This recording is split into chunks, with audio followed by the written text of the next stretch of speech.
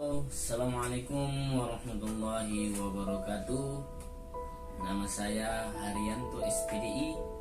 Saya dari Angkatan 4, Kelompok 4. Kali ini saya juga akan membuat sebuah video jawaban untuk soal-soal yang diberikan oleh tutor kami, yaitu Bapak Dr. Ranus Haji Tarmizi MSI. Kali ini kami sudah masuk pada tugas 3, yaitu pembelajaran agenda 3, yaitu masuk kepada Wall of Government. Jadi nanti saya akan memberikan jawaban-jawaban terhadap soal-soal yang diberikan oleh tutor kami, yaitu Bapak Dr. Ranus Haji Tarmizi MSI. Oke, tidak mempersingkat waktu, langsung saja ke pertanyaan yang pertama. Pertanyaan pertama, bagaimana penilaian Bapak tentang penerapan pendekatan konsep WOG dalam pelayanan publik di Indonesia?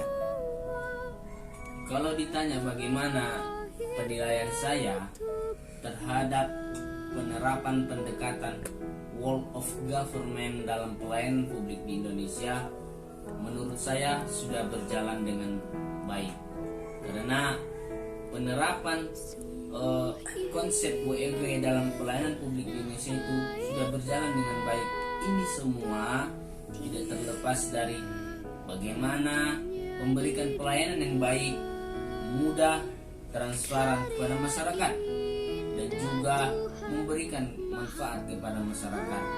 Jadi ketika melihat dari konsep itu, menurut saya pelayanan publik yang menerapkan konsep Wall of Government di Indonesia ini menurut saya sudah berjalan dengan baik, karena semua sudah merujuk kepada bagaimana pelayanan yang baik, efisien, dan pelayanan yang mudah bagi masyarakat.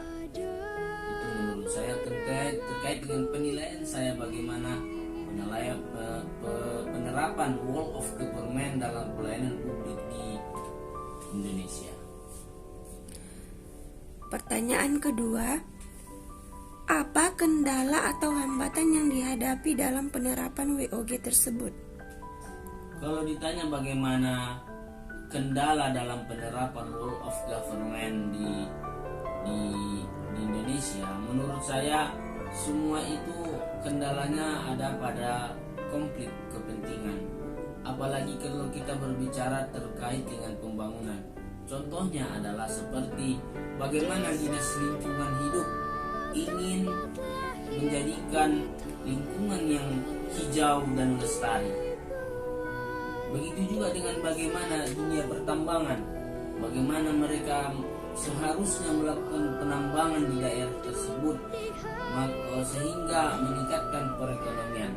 Jadi keduanya memiliki tujuan yang berbeda sehingga terlihat adanya saling ego, saling merasa bahwasanya memiliki kepentingan yang paling penting dalam hal tersebut.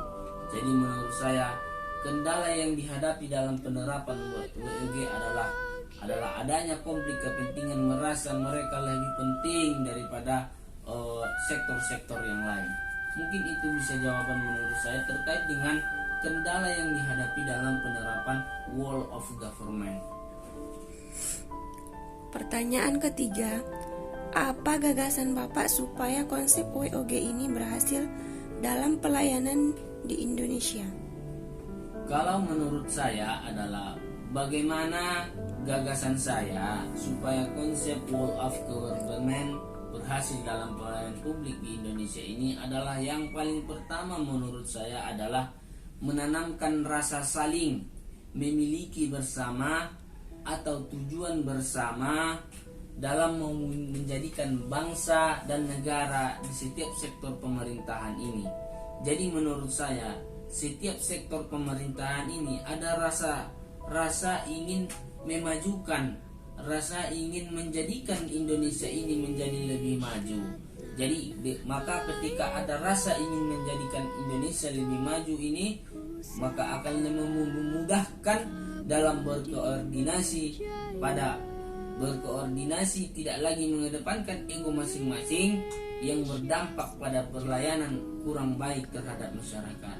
Jadi menurut saya adalah yang paling pertama adalah kita ditanamkan dalam setiap sektor pelayanan di setiap pemerintahan itu, ditanamkan rasa ingin menjadikan Indonesia ini menjadi lebih maju, maka akan lebih mudah memberikan pemahaman terkait dengan koordinasi dalam setiap sektor di pemerintahan Republik Indonesia. Pertanyaan keempat, coba Bapak contohkan dalam hal pelayanan di lingkungan daerah Bapak yang sudah melakukan pendekatan WOG tersebut, dan bagaimana penilaian Bapak? Kalau di daerah saya yang saya alami sendiri, pelayanan di lingkungan daerah saya yang sudah menerapkan pendekatan whole of government itu adalah menurut saya adalah BPJS Kesehatan. Kenapa saya mengatakan BPJS Kesehatan ini telah menerapkan whole of government? Karena saya menilai di dalam pelayanan yang dilakukan oleh BPJS Kesehatan kepada saya, adanya di situ saya lihat kemudahan dalam penggunaannya.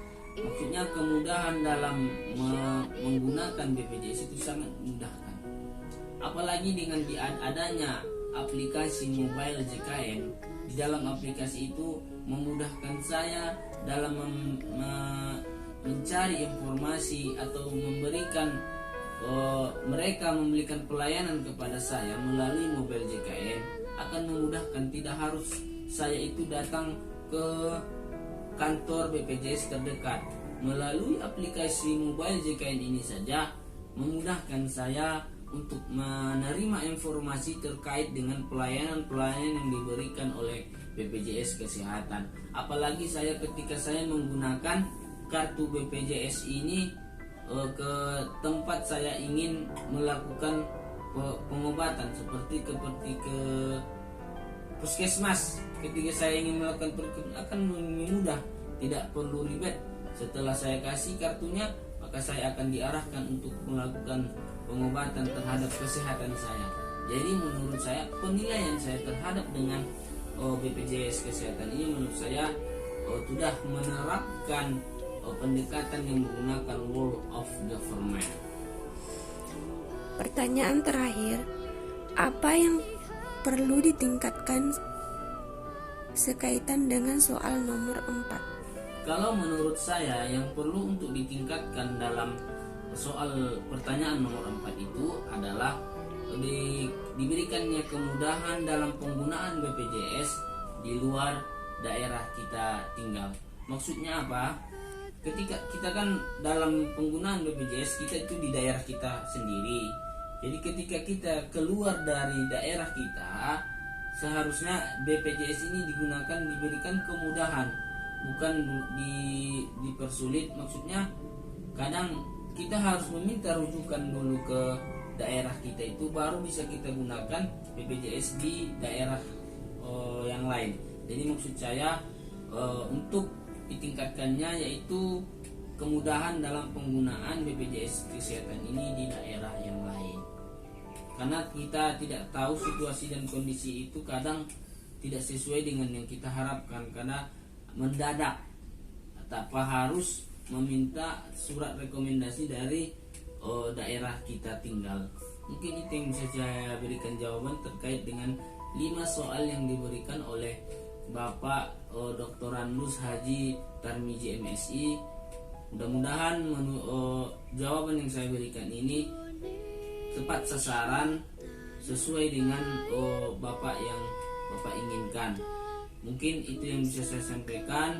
Kurang dan janggalnya saya mohon maaf. Wabillahi taufiq wa hidayah. Assalamualaikum warahmatullahi wabarakatuh.